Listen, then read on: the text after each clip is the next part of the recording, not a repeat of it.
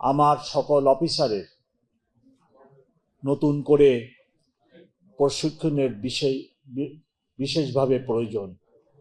প্রশিক্ষণ ব্যতীত 40,000 পুলিশ অফিসারকে হঠাৎ করে পরিবর্তন করা সম্ভব নয়। তাই আমরা প্রশিক্ষণের ব্যবস্থা বা প্রশিক্ষণ ইতিমধ্যেই শুরু করেছি। কোথায় কি পরিমাণ বল প্রয়োগের প্রয়োজন সেই দিকে আমরা দৃষ্টি রাখছি এবং অচিরেই আপনারা সেই পরিবর্তন লক্ষ্য করবেন। ঢাকাবাসী নিরাপদে থাক, তাদের নিরাপত্তা দেওয়া আমাদের পবিত্র দায়িত্ব এবং সেই লক্ষ্যে ঢাকা মেট্রোপলিটন পুলিশ কাজ করে যাচ্ছে। আমাদের এখানে অনেক সমস্যা। আমাদের একজন নিম্নপদস্থ পুলিশ অফিসারকে 12 ঘন্টা, 14 ঘন্টা, 16 ঘন্টা রাস্তায় কাজ করতে হয় এবং সেই কাজ করতে যেয়ে তার নানাবিধ প্রতিবন্ধকতার সম্মুখীন হতে হয়। তথাপিও আমরা ঢাকাবাসীকে সকল কষ্ট স্বীকার করে সেবা দিতে চাই এবং আগামীতেও দিয়ে যাব ইনশাল্লাহ। ঢাকা মেট্রোপলিটন পুলিশ এলাকায় 2 থেকে 2.5 কোটি লোকের বসবাস এবং হতদরিদ্র, নিম্নবিত্ত, মধ্যবিত্ত শ্রেণীর সংখ্যাই বেশি। সাথে বেকারত্বের সংখ্যা দিন দিন বৃদ্ধি পাচ্ছে। নানাবিধ সামাজিক সমস্যা যেটা প্রকারান্তরে পুলিশের ঘাড়েই এসে পড়ে।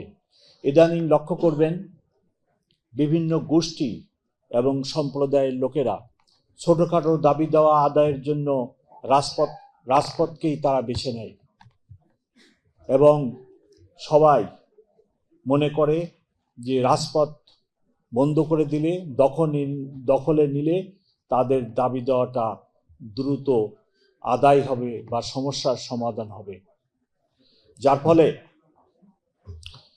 ঢাকা শহরের ভঙ্গুর ট্রাফিক ব্যবস্থা আরও নাজুক অবস্থায় চলে যায়।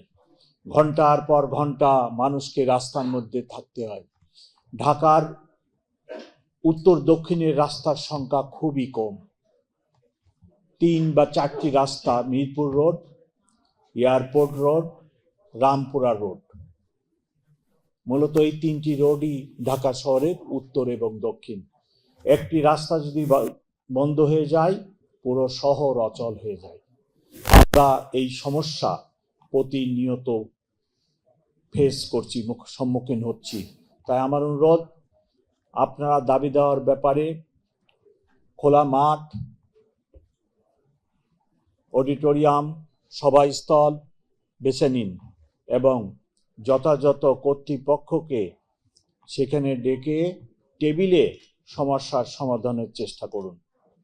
ঢাকাবাসীর ট্রাফিক ব্যবস্থাকে আরও ভঙ্গুর করে তুলবেন না, এটি আমার সবিনয় নিবেদন। আপনারা জানেন 5ই আগস্টের পরে ঢাকা মেট্রোপলিটন পুলিশের মনোবল একদম ভেঙে পড়ে এবং পুলিশ যদি নিষ্ক্রিয় থাকে তার ফলাফল কি হয় 5ই আগস্টের পরে ঢাকাবাসী মর্মে মর্মে উপলব্ধি করেছে। আপনাদের এই পুলিশ, ঢাকা মেট্রোপলিটন পুলিশ আপনাদের লাগবে। আমাদের অনেক শর্টকামিংস, দুর্বলতা আছে, এগুলো থেকে আমরা বের হয়ে আপনাদেরকে সেবা দিব, কিন্তু ঢাকা মেট্রোপলিটন পুলিশ আপনাদের লাগবে। নতুবা পুলিশবিহীন একটি সমাজ বা পুলিশ নিষ্ক্রিয় থাকলে কি হয় 5ই আগস্টের পরে আমরা সবাই দেখেছি। সমানে লুটতরাজ এবং ডাকাতি, দস্যুতার ঘটনা 5ই আগস্টের পরে ব্যাপক হারে বেড়ে যায়।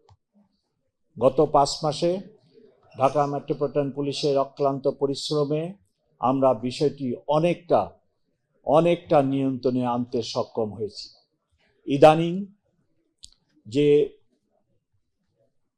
অপরাধটি মানুষের মধ্যে শঙ্কার সৃষ্টি করেছে সেটি ছিনতাই, এবং এই ছিনতাইয়ের সাথে জড়িত অধিকাংশ মাদকাসক্ত অল্প বয়সের ছেলেরা, 15 থেকে 20-22 বছরের ছেলেরা নানা ধরনের মাদকে আসক্ত হয়ে এই ধরনের অপরাধে জড়িয়ে পড়ছে, এবং এই ছিনতাইয়ের অধিকাংশ 80% হচ্ছে মোবাইল ছিনতাই।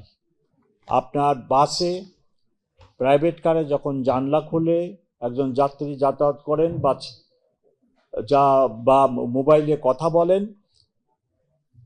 এই ছেলেগুলা রাস্তার পাশ থেকে এসে মোবাইলটা নিয়ে দৌড় দেয়। এদেরকে হাতে নাতে ধরা অত্যন্ত কঠিন কাজ। আমার অফিসারদের কাছে একটি বড় অস্ত্র থাকে, তার বুট পরা থাকে, ইউনিফর্ম পরা থাকে, আর এই ছিনতাইকারী থাকে খালি পায়ে বা একটা কেটস পরা, তার সাথে দৌড়িয়ে পারাটা অনেক জটিল। তাই প্রথমত আমি ঢাকাবাসীকে অনুরোধ করব, আপনার মোবাইল, মহিলারা যারা পার্স ব্যবহার করেন, আপনার পার্স বা হ্যান্ডব্যাগ আপনি নিজের নিরাপত্তায় ভালো করে রাখার চেষ্টা করেন। আমরা আপনাদেরকে এই ব্যাপারে সাহায্য করব, কিন্তু নিজের ব্যক্তিগত ব্যাগ এবং মানি ব্যাগ, পার্স, মোবাইল নিজে একটু নিরাপদে রাখার চেষ্টা করবেন। তাহলে এই কাজটির মাধ্যমে আপনি আমাদেরকে সহযোগিতা করতে পারবেন। ছিনতাইয়ের ব্যাপারে গত 1 সপ্তাহে আমি ব্যাপক ব্যবস্থা নিয়েছি। দিনে এবং রাত্রে আমার পেট্রোল সংখ্যা বৃদ্ধি করা হয়েছে, এবং ডিবিকেও আমি এই কাজে লিপ্ত করেছি।